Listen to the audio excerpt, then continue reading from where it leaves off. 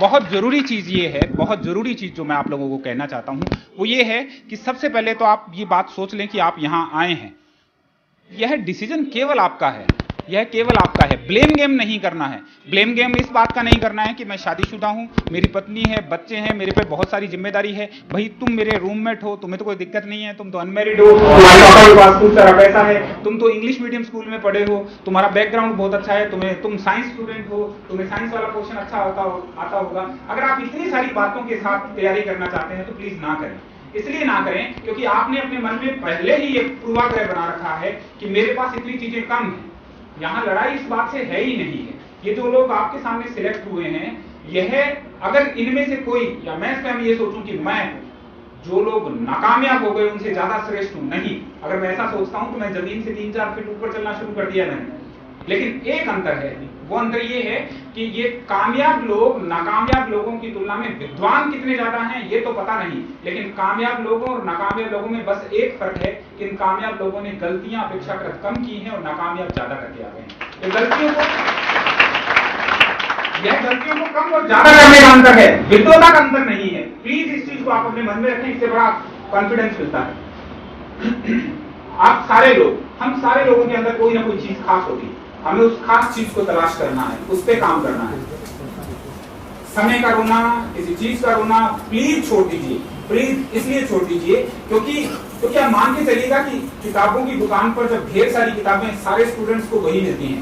आप जैसे अभी आप फरमा रहे थे, आप कह रहे थे कि क्या नहीं पढ़ना है, ये दरअसल मैं इस पे बहुत समर्थन करता हूँ आपकी बात का। मैं आपकी बात को थोड़ा सा ढंग से बताना चाहूंगा। मैं ऐसे बताना चाहूंगा कि आजकल व्हाट्सएप ग्रुप पर ई पेपर सुबह आ जाता है, जयपुर की राजस्थान पत्रिका का भास्कर आ गया, ढेर सारा कंटेंट है, इन शॉर्ट्स नाम की बहुत सारी एप्स हैं, वहां से बहुत सारी चीजें आती हैं। इतनी सामग्री है चारों तरफ कि अब ये ज्यादा महत्वपूर्ण हो गया है, कितना पढ़ें इससे ज्यादा महत्वपूर्ण ये है कि क्या क्या ना पढ़ें। आप मान के चलिएगा, मैं आपकी बात को इसलिए समर्थन कर रहा हूँ क्योंकि मैं देखता हूँ कि ये प्रवृत्ति, ये भी ले आओ, ये भी ले आओ, ये बुक भी ले लो, उससे पूछ ली, ये भी खरीद ली। किताबों के ढेर से अगर आरएस बना जाता तो लाइब्रेरियन पहला आरएस और आईएएस होता।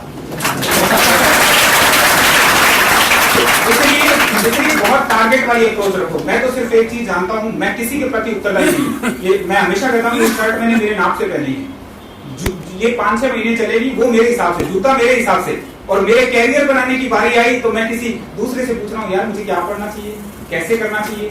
अपनी जिंदगी में अपने हिसाब से काम करना है, अपनी सोच के साथ।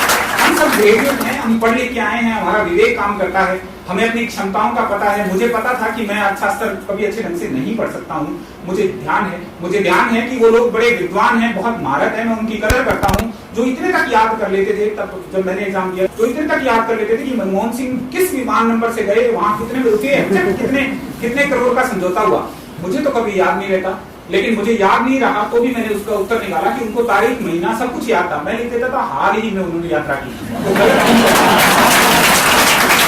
हम सब लोगों को अपनी कमजोरियां पता होना चाहिए। मैं आपको सिंपल सी एक चीज बताता हूं, जो आपकी सबसे सशक्त चीज है, मजबूत चीज है, उसको तो इतना अनपैरेलल कर दो, वहां पे ले जाओ जहां दूसरे वाला आसपास फटक ही नहीं पाए। और जो बिल्कुल कमजोर वाला हिस्सा है, हमारी प्रॉब्लम पता क्या है, हम जब पढ़ने बैठते तो हमें लगता है ये पोर्शन मेरा कमजोर है, मैं आज अब इसको इतना स्ट्रॉन्ग कर लूं जितना मेरा सबसे स्ट्रॉन्ग विषय है। ऐसा कैसे हो सकता है? आपने 20, 21, 22, 25 साल उसको दिए हैं, उसको तो जो बहुत नीचे है उसको प्लीज एवरेज तक लाने की कोशिश करें। एक बार एवरेज पे लाएं, एवरेज से गुड, बेटर, बेस्ट की सफर बाहर में तय करना है, और जो मजबूत चीज है उसको आगे लेके जाना। मुझे चांदनी चौक टू चाइना का मैं अक्सर दोहराता हूँ, मुझे बहुत पसंद है ये लाइन। एक अच्छी लाइन है, फिल्म आई थी अक्षय कुमार की, उसमें वो कहता है कि मुझे तुम्हारे उन 10,000 दावों से खतरा नहीं है जो तुम्हें आते हैं, लेकिन मुझे तुम्हारे उस एक दाम से बहुत ज्यादा खतरा है जिसको तुमने 10,000 बार आजमा लिया है। ये बहुत गहरी चीज है, समझने वाली बात है। एक इंपॉर्टेंट चीज ये है, मैं दो शब्दों पे बात करूंगा। एक होती है भावुकता, एक होती है संवेदनशीलता। हम लोग विशेषकर कई बार ग्रामीण पृष्ठभूमि से आने वाले हम लोग कई बार उसका अंतर नहीं पता कर पाते हैं। फिल्म चल रही है, बड़ा ही कारुणिक दृश्य है, उसको गोली मार दी, मां रो रही है, हम भी रो रहे हैं, ये भावुकता है। भावुकता को जिंदगी में प्लीज जगह मत देना। विशेषकर हमारी जो जो फीमेल एस्पिरेंट्स हैं, मैं आपको भी कहना चाहता हूं, प्लीज इसको कभी जगह मत देना। सेंसिटिविटी को, अपनी संवेदनशीलता को जगह देनी है। संवेदनशीलता क्या है? किसी कतार में अंत में खड़े हुए व्यक्ति के दुख को समझते हुए उस गरीब व्यक्ति के आंसू पहुंचकर उसके चेहरे पे मुस्कान ला सको, ऐसी पीड़ा है, ऐसा दिल है, वो संवेदनशीलता है। तो संवेदनशीलता बहुत जरूरी है, बहुत जरूरी है, उस पर काम करना है। अब मैंने संवेदनशीलता के साथ साथ एक ताकतवर चीज आपको देना चाहता हूं, वो है जुड़ाव। प्लीज आप जब भी यहां हो, कभी भी आपको लगे, क्योंकि हम सारे इंसान हैं, मशीन नहीं है जो हमेशा 2+2 का जोड़ एवरेस्ट पे बिठाओ तब भी 4 करेगी, किसी द्वीप में ले जाओ तब भी 4 करेगी, नॉर्थ पोल साउथ पोल कहीं भी जोड़ो 4 बताएगी। लेकिन हम इंसान हैं, बहुत सारी चीजें कई बार हम में बदलाव लाती हैं। जब भी आपको लगे कि आप अपने मूल लक्ष्य से भटक रहे हो, मेरा ये बहुत बड़ा फार्मूला है, बहुत आजमाया हुआ तरीका है, जिनसे आप ज्यादा जुड़े हुए हैं, आपके माता पिता, आपके परिवार के लोग, वो चाहे किसी का भाई हो सकता है, किसी के लिए पिता हो सकते हैं जो पीछे बैठे हैं, कोई भी हो सकते हैं, जिनसे आप ज्यादा जुड़े हैं, प्लीज आप उनको अपने सामने रखिएगा। मैं आपको सच बताता हूं, आप कभी मत सोचना कि आप लोग ये बैठे हो, जब तक आप वो खास वाला काम नहीं करोगे ना, उस पकड़ को नहीं बनाओगे, तो निराशा मिलेगी, और निराशा में आदमी फिर बहाने तलाश करता है। इसलिए झोंकना है आपको, सारी ताकत एक साथ लगानी है। ये वन टाइम का गेम है। हम 130 करोड़ लोगों के अंदर गुमनामी की लाइन को लंबा नहीं करना चाहते हैं। अगर आपको, आप में से किसी को गुमनामी की कतार पसंद हो तो फॉर्म भरिए, ऊपर ऊपर से तैयारी कीजिए सुपरफिशियली, और उसके बाद ब्लेम देते रहिए। मैं मलाल के साथ नहीं जी सकता हूं। एक इंसान का हाथ नहीं है, कटा हुआ है, वो जिंदगी को जी लेगा कि मेरा हाथ नहीं है। इंसान के लिए जीना तब कठिन नहीं है जब उसके हाथ पैर नहीं हो। इंसान के लिए जीना तब बहुत कठिन हो जाता है जब उसके पास मलाल हो, अफसोस कि यार मैं सिलेक्ट हो जाता। 10 साल बाद किसी दूसरे को देख रहा है, 12 साल बाद देख रहा है, 15 साल बाद देख रहा है, बच्चे स्कूल जा रहे हैं, वो अपनी अलमारी देख रहा है, या महिला है अपना संदूक बॉक्स किसी चीज में निकाल के अपनी पुरानी मार्कशीट देख रही है, उसके सामने प्रवेश पत्र सामने आ रहा है कि RAS प्री का पेपर था, वहां गई थी मैं, या मैं वहां गया था। ये जो मलाल है, ये मलाल मार डालता है। इसलिए अफसोस को अपने पास मत आने दो, झोंक दो पूरा का पूरा कि वन टाइम सिलेक्ट होकर मुझे दिखाना है। मैं प्रयास की बात नहीं कर रहा, मैं झोंकने की बात कर रहा हूं। सुबह का पिया हुआ चाय का गिलास, दोपहर का लंच या डिनर, अगर यही जिंदगी है तो फिर सारे लोग एक जैसी जी रहे हो। लेकिन फिर इसमें और इसमें कुछ तो फर्क है। हमें उस फर्क की तलाश करनी है, और उस फर्क की तलाश करने के लिए अपनी क्षमताओं को पहचानना है और निरंतर लगे रहना है। निरंतर लगे रहना बहुत जरूरी है। समय के साथ मूल्यांकन मत कीजिएगा कि मैं 8 घंटे पढ़ूंगा, 10 घंटे पढ़ूंगा तभी आपका सिलेक्शन होगा। सिलेक्शन का कोई इनसे सीधा सीधा कोरिलेशन नहीं है। इसलिए जो समय आपको मिलता है उसमें आप पढ़ें, आशावादी बने रहें। निराश व्यक्ति के लिए सारे दरवाजे बंद हो जाते हैं। आप अच्छा सोचें, मुझे कभी दिक्कत नहीं होती है। जब मैंने इवन RAS का एग्जाम दिया था तो तब भी कोर्ट में स्टे लग गया, क्योंकि आजकल आपको मालूम है कि ह्यूमैनिटेरियन ग्राउंड पर और थोड़े से किसी टेक्निकल ग्राउंड पर कोई भी आदमी कोर्ट में जाता है, उसको डेफिनेटली अगर उसका पक्ष हमारे माननीय न्यायाधीशों को ठीक लगता है तो एक बार तो वैकेंसी पे स्टे आ जाता है या प्रोसेस पे स्टे लग जाता है। पेशेंस तो इसमें रखना पड़ेगा, और इसके लिए हम किसी को दोष नहीं देना चाहते हैं, किसी को दोष नहीं देना चाहते हैं। अभी ये कतार से उधर का और इधर का फर्क है। मेज के दूसरी पार बैठे हो अभी आप, जब आप इस पार आओगे तब आपको लगेगा कि बहुत सारी चीजें ऐसी हैं। आजकल एक्सपेक्टेशन बहुत बढ़ गई है। मैं आपको ये बात इसलिए बता रहा हूं ताकि आपके दिमाग में ये सावचेती आ जाए, आपको पता लग जाए कि हर बार जब आप RPSC का रोना रोते हो वो इतना ईजी नहीं है। आजकल गली में किसी के घर के आगे कुत्ता मर जाता है ना, पहले वो एप्लीकेशन देके आता है 5 किलोमीटर दूर जाके कि साहब मेरी गली में कुत्ता मरा हुआ है। इनकेस उस एप्लीकेशन पे गौर नहीं हुआ, 5वें 7वें दिन RTA लगाता है कि मेरी एप्लीकेशन पे क्या हुआ, फिर 10वें 15वें दिन धरना देने जाता है, तब तक कुत्ता तो गल चुका है, मिट्टी में मिल चुका है, उसका पता ही नहीं है। मैं कौन सी चीज आप तक पहुंचाना चाहता हूं? मैं इसलिए पहुंचाना चाहता हूं जो स्वयं के प्रयास थे, उन प्रयासों की बजाय एक्सपेक्टेशन के बोझ तले बहुत सारी चीजें दब चुकी हैं, चाहे वो फिर ब्यूरोक्रेसी है, पॉलिटिकल सेटअप है, उन सारी चीजों के मद्देनजर। इसलिए दोष नहीं देना है, प्लीज आप काम करें, क्योंकि जब आप जिस RPSC पे आप लांछन लगा रहे होते हैं, दोष दे रहे होते हैं, तब कोई गरीब घर का बच्चा जिसका कहीं सिलेक्शन हुआ है, वो पड़ोस में लड्डू इस बात के लिए बांट रहा है कि मेरा सिलेक्शन हो गया और मैं तो वार्ड पंच को भी नहीं जानता था, मेरे मम्मी और पापा देखो कितने खुश हैं। उनके लड्डू पे लांछन लगाने का अधिकार नहीं। कोई कुछ भी कहे, कोई ये कहे कि साहब चेक चलता है, ये चलता है, आप मत सुनो। वो इसलिए मत सुनो कि ऐसे सुनाने वाले लोग वो हैं जिनका सिलेक्शन नहीं हुआ, अब उनके मन में खतरा है, उनको डर है कि अगर आप उसी एनवायरनमेंट से अगर आपका सिलेक्शन हो गया तो वो बहाना जो पिछले 5-10 साल से वो लोगों को सुना सुना के भ्रमित कर रहे थे, अपने आप को सही टिका रहे थे, वो बहाना आपने उनका तोड़ दिया। इसलिए उनकी बात नहीं सुननी है। सिर्फ अगर आपको सुनना है तो एक बात ध्यान रखें, मैं आपको बताना चाहता हूं, मैंने RPSC में टीचर वाला, लेक्चरर वाला और आरएएस वाला एग्जाम दिया था। मैंने 3 बार एग्जाम दिए, तीनों बार मैं किसी को नहीं जानता था। मैं आपके सामने हूं, मैं ऐसे बहुत सारे लोगों को जानता हूं जो शायद अपने उस शहर में काउंसलर कौन है, वो एमएलए को कभी प्रत्यक्षतः मिले नहीं होंगे, जो आर्थिक तौर पे बहुत कमजोर है, हम दूसरा पक्ष भी नहीं देख सकते, उन लोगों का भी सिलेक्शन होता है। इसलिए उत्साह के साथ काम करते रहिएगा। उससे अगली चीज जो मैं कहना चाहता हूं वो ये है कि दरअसल क्या है, एक निरंतरता होती है, वो बहुत जरूरी है। आपको लगातार कंटिन्यूअसली प्रयास करना है। आप थोड़ा पढ़ रहे हैं, कितना पढ़ रहे हैं, ये मायने प्रद नहीं है। असली चीज ये है कि आपकी समझ उसमें कितनी है, आपकी मौलिकता कितनी है। ये मौलिकता है ना, ये बड़ी मुश्किल से मिलती है। अगर मौलिकता नाम की कोई चीज सब्जी मंडी में लोरियों पर बिकती तो निश्चित तौर पे सबसे पहले मौलिकता की टैबलेट खिलाते, लेकिन है नहीं। यह पैदा होती है, यह तब आती है जब आपके अंदर कंटेंट भरा हो। और कंटेंट कब भरा जाता है? जब आप आसपास की परिवेश को देखते हैं, इंटरडिसिप्लिनरी अप्रोच इस्तेमाल करते हैं। आपको लगता है कि अखबार में ये खबर आई है, मैं इस चीज का इस्तेमाल, मेरे से अगर ये पूछा जाएगा तो मैं वहां कर सकता हूं। अगर आप ऐसी कुव्वत रखते हैं, ऐसा सामर्थ्य रखते हैं, तो आप में वो बात आ सकती है। आप ध्यान रखिएगा कि किसी भी अंडे को आप बाहर से थोड़ा मारकर कभी चूजे को पैदा नहीं कर सकते हैं। चूजा तो तभी सामने आएगा जब वो अंदर स्वयं से खोल के चोंच मारेगा और फिर बाहर निकलेगा। हमेशा हर अच्छी चीज का जो प्रस्फुटन है वो अंदर से होता है, थोप के चीजें नहीं डाली जा सकती हैं। इसलिए आप अपने अंदर की उस चीज को तलाश कीजिए। कभी भी किसी चीज पे हम आशा निराशा के दौर में चलते हैं, सभी लोग निराश होते हैं। कोई ये कहना चाहता है कि मैं जिंदगी में कभी निराश नहीं हुआ, वो देवताओं की श्रेणी में आता है या उनकी श्रेणी में आता है जो 4 पांव पे चलते हैं। लेकिन मैं आपको सिर्फ बताना चाहता हूं, फर्क इस बात का भी है कि किसकी निराशा कितनी लंबी है। कुछ लोग बहुत जल्दी उससे उबर जाते हैं, वो उबरने का सामर्थ्य पैदा कीजिए। अच्छा सोचिए, अच्छे लोगों की संगत में रहिए, बढ़िया तरीके से उस पर काम करिए। जब तक आप सिलेक्ट नहीं हो जाते हैं, आपका एकमात्र लक्ष्य होना चाहिए कि मुझे यहां आना है, मुझे निकलना है। आप लोगों ने इन सब के लिए तालियां बजाई है, बहुत अच्छी बात है। हम जब भी कोई सिलेक्ट होता है, ये ओलंपिक में मेडल लेके आया, तालियां बजा दी, ये उसके लिए आया, हमने तालियां बजा दी।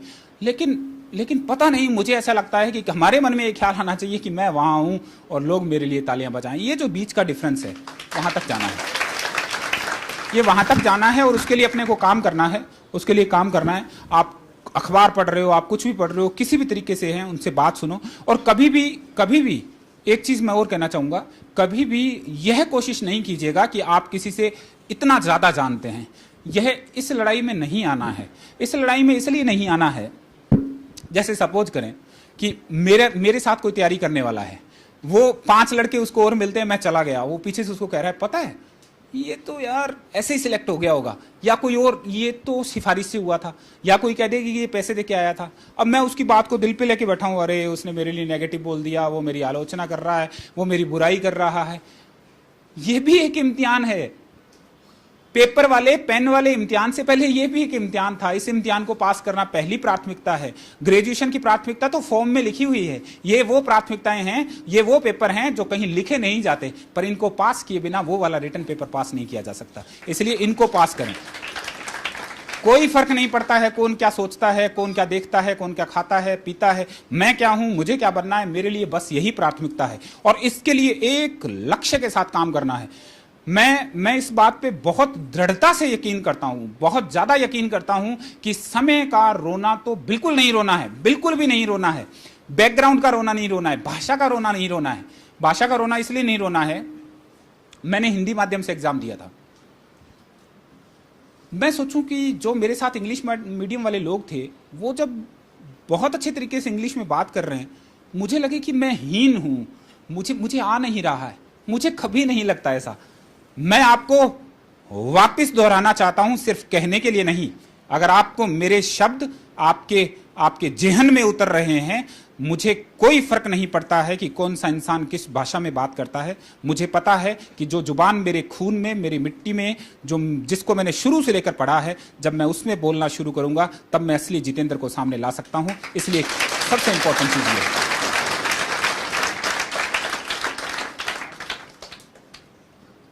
आप मान के चलिएगा, बनावटीपन को आप बहुत लंबा नहीं कर सकते हैं।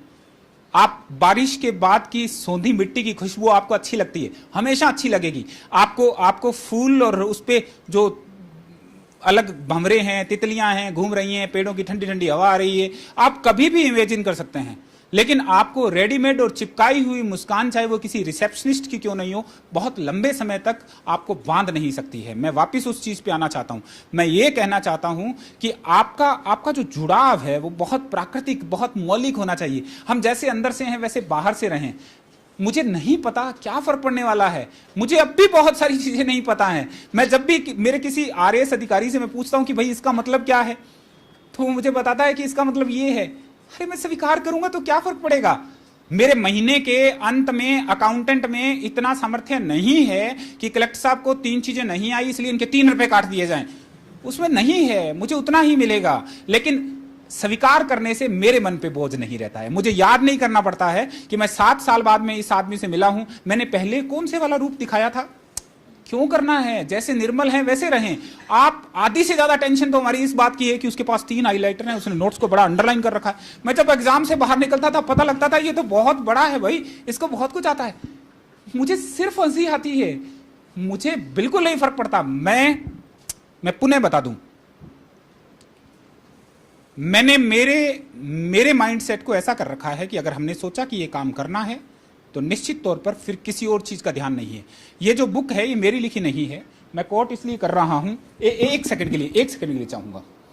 ये पंजाबी के बहुत ही रिनाउंड राइटर हैं मनमोहन, 350 पेज की किताब थी, उन्होंने बहुत अच्छी क्लिष्ट पंजाबी में लिखी है, ठेठ पंजाबी में, और बहुत गहरी किताब थी बुद्धिज्म फिलॉसफी पे। उन्होंने मुझे कहा कि ये बुक है और एकेडमी इसका काम किसी को नहीं दे रही क्योंकि कोई राजी नहीं हो रहा इसको पढ़ने के लिए। हिंदी में ट्रांसलेशन हो जाता है तो सारी भाषाओं में ट्रांसलेशन इजी हो जाता है, पर पंजाबी से कोई हिंदी में ट्रांसलेट नहीं कर पा रहा है। तो मैंने रिक्वेस्ट किया कि अगर ये काम मुझे मिलेगा तो मैं करूंगा।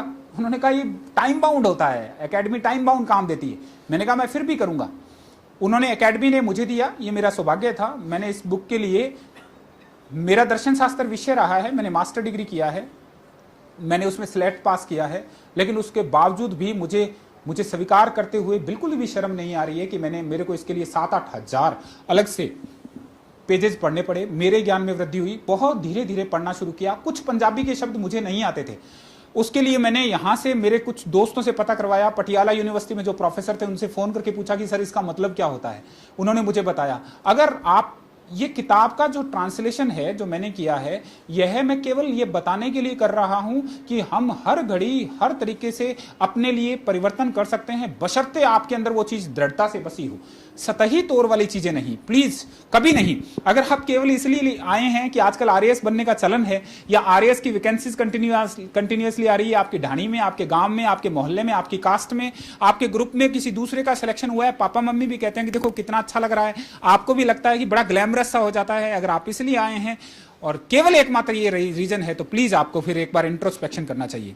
आप खुद जब अपने लिए आए हों, आपको लगता है कि मैं कामयाब होने के लिए आया हूं, तो ही आप सिलेक्ट हो पाएंगे। और अच्छे तरीके से देखिए, आप एक चीज ध्यान रखिएगा, जब आदमी सिलेक्ट हो जाता है उसको सारी चीजें चेंज हो जाती हैं। एक मैं आज आपको एक छोटा सा सपना देना चाहता हूं। मैं आपको ये कल्पना देना चाहता हूं कि आपकी आंख बंद है, आपको लगता है कि आपका चयन हो गया है, आप सिलेक्ट हो गए हैं, रिजल्ट आ गया अखबार में, आप बहुत अच्छी रैंक पे आए हैं।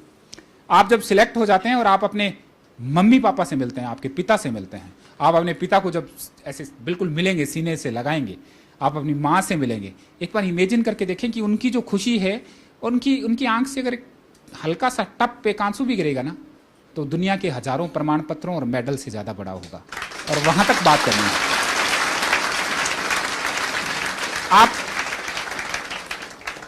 आप इमेजिन करें, प्लीज एक बार इमेजिन करें, सिलेक्ट होने के बाद सारा सोच का दायरा बदल जाता है। हर किसी को लगता है कि यार वो जो आदमी पहले आप पर यकीन नहीं करता था ना, अब भी वो पता क्या कहेगा, मुझे तो पहले ही पता था ये बन जाएगा। ये होता है, सबके साथ होता है।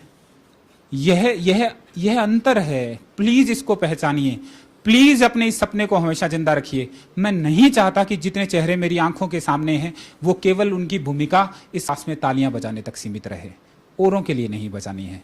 एक दिन आना है, एक दिन आएगा जब आप सामने खड़े हों, आपको कुछ मिल रहा हो, आपके मम्मी पापा दूर बैठे हों, वो धीरे से ना बराबर वाले के कोहनी मार के, वो जो है ना मेरा है, मेरा बेटा है, मेरी बिटिया है। अगर अपने पिता और अपनी मां को, अपने भाई को ये कोहनी मारकर बताने वाला जो सुख है वो मिल रहा है ना, वो मुझे मिल रहा है, ये फील जब तक आप उनको नहीं दे सकते हैं, फिर बेकार है सब कुछ। मेरे लिए अपनेपन की, जुड़ाव की और कामयाबी की बस इतनी सी परिभाषा है, इससे ज्यादा मैं कुछ और कहना नहीं चाहता हूं। इसीलिए हमें काम करना है।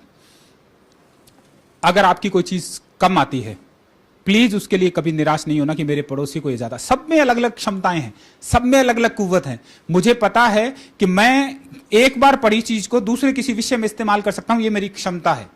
लेकिन मुझे यह भी पता है कि मैं फैक्ट्स याद नहीं रख सकता, यह मेरी नाकामयाबी है। मैंने तैयारी इस ढंग से की कि अपनी नाकामयाबी वाले हिस्सों को, अपनी कमजोरियों वाले हिस्सों को बस एक एवरेज सा बनाऊं और बाकी उस पर काम करूं। आप अपने आप पर उन चीजों की तलाश करें, लगातार लगे रहें।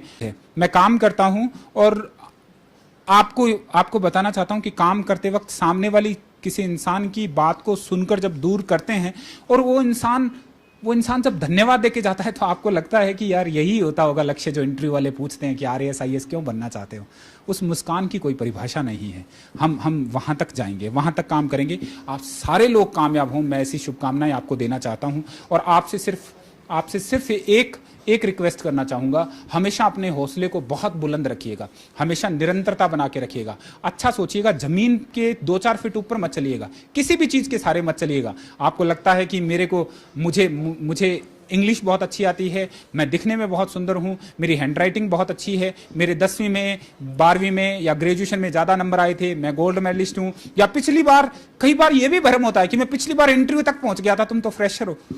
हालांकि किसी तरीके का भ्रम नहीं रखना है, क्योंकि जमीन से जो 2-4 फीट ऊपर चलते हैं उनके लिए मैं हमेशा कहता हूं, आपने पहले भी सुना होगा कि हम पतंग की तरह नहीं बनना चाहते। ये पतंग उड़कर जितनी ऊंची जाती है, जितनी भी ऊंची जाएगी, फिर इसके नसीब में 2 बातें लिख दी जाएंगी, या तो ये कट कर नीचे आएगी या लुट कर नीचे आएगी। और मुझे नहीं लगता कि किसी की जिंदगी में कट कर नीचे आना और लुट कर नीचे आना अच्छा होता है। इसलिए जमीन पर रह के काम कीजिएगा अच्छे तरीके से। एक पंक्ति जो मुझे बहुत पसंद है, मैं उसके साथ मेरी बात को खत्म करूंगा कि दरिया तेरा बूंद भर भी एहसान नहीं है हम पर। दरिया तेरा बूंद भर भी एहसान नहीं है हम पर। हमने जब भी पानी पिया है, इन पहाड़ों का सीना चीर कर पानी पिया है। उस तरीके से काम करो। मेरी तरफ से बहुत बहुत शुभकामनाएं। बहुत अच्छा लगा आप लोगों से मिलने के बाद। आप लोग, मैं हिंदी माध्यम में जो तैयारी कर रहे हैं, वैसे तो सभी लोग जो तैयारी कर रहे हैं उनके लिए फेसबुक पे लिखता रहता हूं मेरे अकाउंट से, जितेंद्र कुमार सोनी के नाम से। आप प्लीज लिखें। मैं सबके उत्तर तो नहीं दे पाऊंगा, लेकिन कभी भी मुझे ऐसा लगा कि किसी का प्रश्न ऐसा है जिसपे एक साथ उत्तर दिया जा सकता है, मैं उसकी कोशिश करूंगा। आपको मैं फिर एक चीज और दोहराना चाहूंगा, मैं बहुत छोटे से गांव का हूं। मुझे जब भी कोई तैयारी करने वाला मिलता है, मैं हमेशा उसको ये कहता हूं कि आप ये मत सोचना कि आप एक कलेक्टर से बात कर रहे हो या एक आईएएस से बात कर रहे हो। मैं जब भी आता हूं, आईएएस वाला तमगा बाहर छोड़ के आता हूं। इसलिए छोड़ के आता हूं कि मैं अंदर जाकर आपके बीच में बस इतना सा अंतर रखना चाहता हूं कि ये 2 साल या 3 साल पहले कामयाब हो गया और हमें अब होना है। सीनियर और जूनियर के अंतर के साथ आना चाहता हूं, पद के अंतर के साथ नहीं आना चाहता। आप फील करें, आप बड़े हैं, आप बच्चे नहीं हैं। इसलिए अगर मेरी बात में जरा सी भी सच्चाई है, वो मेरी आंख से, मेरे इशारे से, मेरे कहना, मेरा बोलना, मेरा दिखना, अगर उससे जरा सी भी आपको दिल को छूती है, तो आप मान के चलिएगा कि मुझे केवल कामयाबी चाहिए। और आपकी कामयाबी इसलिए चाहिए क्योंकि जब भी कोई कामयाब होता है, उसके परिवार वाले खुश होते हैं, तो मुझे लगता है कि मेरे माँ बाप, जो शायद मेरी माँ को तो ये भी पता नहीं कि ये बच्चा किताब सीधी पढ़ रहा है या उल्टी पढ़ रहा है, लेकिन उसको इतना सा पता है कि आज वो बड़े फख्र के साथ कह सकती है कि सरकारी स्कूल में और इस गांव में रहकर हमने मेरे बच्चे को कलेक्टर बना दिया। उनको वो भी शायद ढंग से नाम नहीं आता। इस उपलब्धि तक आप पहुंचिए। मेरी तरफ से